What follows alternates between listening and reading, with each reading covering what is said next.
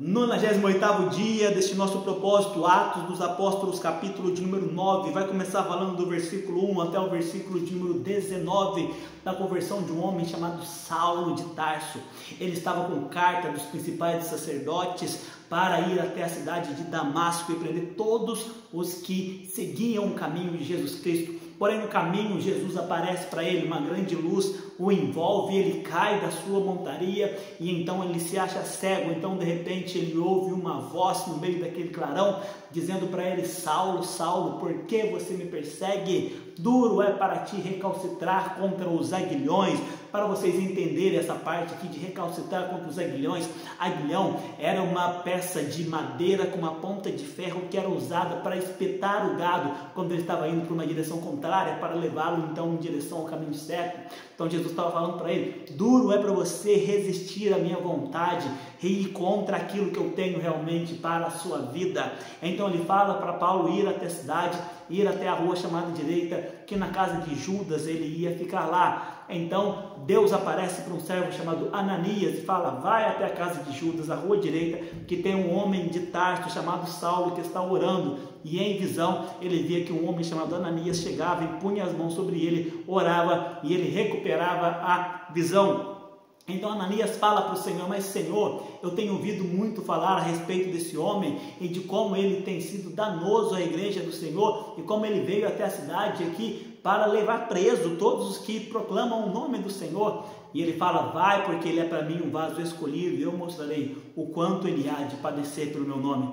Ananias vai, ora, Paulo recupera a visão, é cheio do Espírito Santo, então volta a comer e se fortalece. Do versículo 20 até o versículo de número 31, Saulo então, agora convertido, ele começa a pregar de Jesus. É isso mesmo, aquele que perseguia agora começa a anunciar o nome de Jesus. E o povo começa a ficar confuso, mas não era ele que tinha carta para prender quem ia falar do nome de Jesus aqui? Não é ele que prendeu um tanto de gente lá em Jerusalém? Agora está aqui falando que Jesus é o Cristo? O que está acontecendo?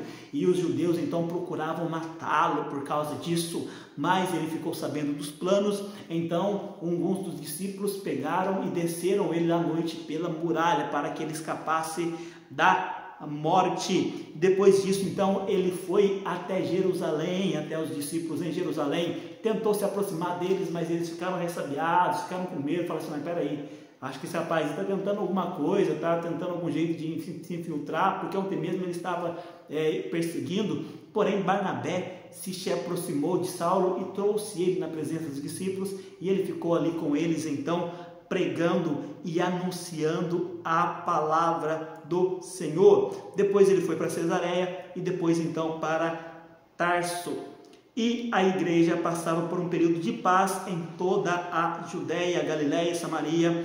Ela se edificava e, encorajada pelo Espírito Santo, crescia em número, vivendo no temor do Senhor. Isso está até o versículo de número 31. Do versículo 32 até o versículo 43, quem aparece agora na história é Pedro. Pedro, ele então foi visitar os santos em Lida e lá encontrou um homem chamado Enéas, que há 8 anos estava paralítico. Então ele chega até a casa de Enéas e fala: Enéas, hoje o Senhor te dá saúde, e aquele homem é curado.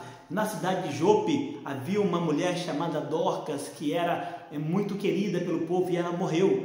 As pessoas, sabendo que Pedro estava em Lida, que era próxima de Jope, foi até Pedro, falando para ele ir lá e orar por Dorcas. Quando ele chega, tem várias viúvas com diversas coisas que ela fazia para elas, que ela tecia roupas e apresentavam para Pedro, demonstrando o quanto carinho tinham por aquela mulher. Pedro então vai até o quarto onde colocaram ela, ora, a mulher ressuscita e eles a devolve viva para eles. Então, esse foi o resumo de Atos dos Apóstolos, capítulo número 9. Deus abençoe a sua vida, que você continue seguindo nesse caminho de conhecer a palavra e cada vez mais você tenha interesse e amor pela palavra de Deus, em nome de Jesus.